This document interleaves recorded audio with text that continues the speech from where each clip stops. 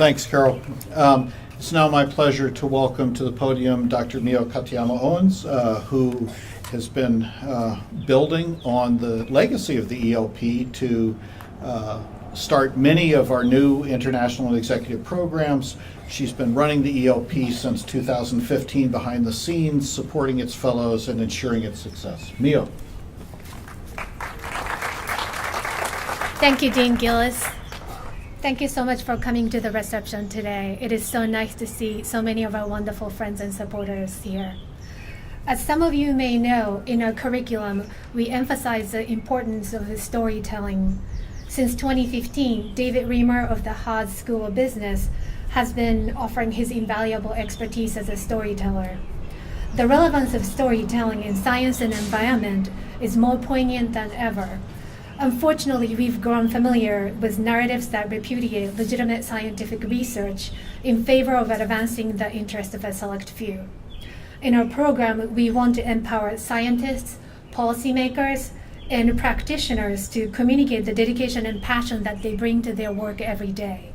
We believe that it is critical to make data and models more vivid, visceral, and accessible to a larger audience through narratives and storytelling.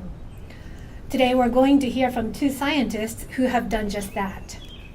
Their commitment, passion, and vision have come into fruition and actualized the CNR's motto, see the bigger picture, make a better world. Now it is my honor and pleasure to introduce you to two of our outstanding fellows. Volanirina Ramahery currently works as a scientific monitoring officer for the Wildlife Conservation Society in Madagascar. And before that, she worked as the Southwest Marine Coordinator and Diana Regional Coordinator for WWF Madagascar for 8 years. In her work, Volanirina is challenged by the ethical dilemma of conservation versus the well-being of local people whose livelihood rely heavily on natural resources. Vola, please come to the podium.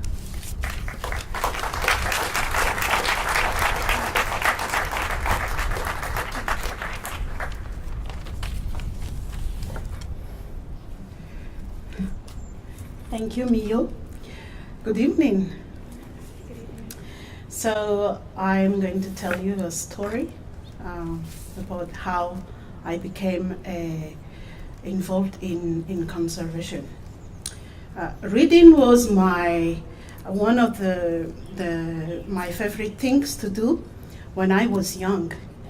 I read books, I read comics, newspapers, magazines, anything that I could find. I lived in the city of Antananarivo in Madagascar, and it was not easy to find books to read. Even my school didn't have a library, and books at bookstores were expensive. So I got my mom to register me at the French Cultural Center, which was one of the few places where I could access new books. Then on Wednesday afternoons, because we didn't have class, I walked there to borrow books. It was a 3-kilometer walk from my home. There was one magazine that I especially liked. It was called Vinci. After a small bird in the kingfisher family that was electric blue and brown in color and found only in Madagascar. As you might guess, Vinci covered the Madagascar rich and unique biodiversity, as well as the environmental issues we faced. From reading Vinci magazine in my young years, I fell in love with nature. I learned about nature and protected areas, and more importantly, it took me to places I would never have been able to visit. In Madagascar, most people don't have access to the country's rich wildlife, as few have the means to travel around. By reading the magazine, I also became more aware of Madagascar's social and economic issues. It taught me empathy for people who are less fortunate. Vinci was the first step to my future. Then later, I decided to study coastal zone management. Because not enough people were working in marine conservation, I learned about the core challenge of considering local economic interests in the context of more global concerns about preserving vital ecosystems. Empathy really helps here. As you know, Madagascar is an island. We have about 4,000 kilometers of coastline. And climate change has reduced the number of days available to fishermen to pursue their livelihoods. Our challenge is to preserve the vitality of the coastline while enabling the fishermen to continue to provide for their families. My organization, Wildlife Conservation Society, is working to find this balance. We are training local fishermen in resource management so they can manage their own coastal areas. We are also promoting alternative livelihoods like algae and sea cucumber farming, which don't undermine the marine ecosystem.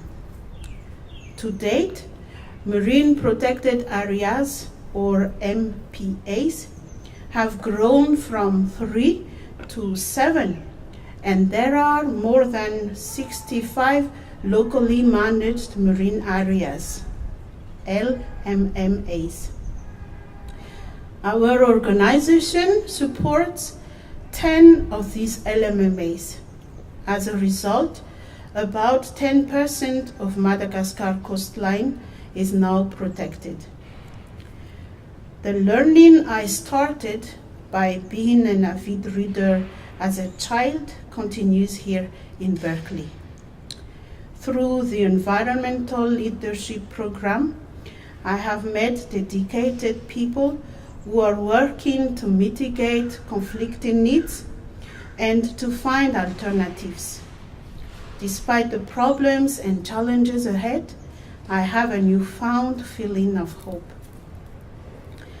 I would like to thank the Beahrs ELP team, Professor Vince and Cheryl Resh, and all my colleagues, friends, and family who supported me on my way to the 2017 Beahrs ELP. And finally, I want to thank Vinci magazine that gave me a wonderful purpose in life. Thank you.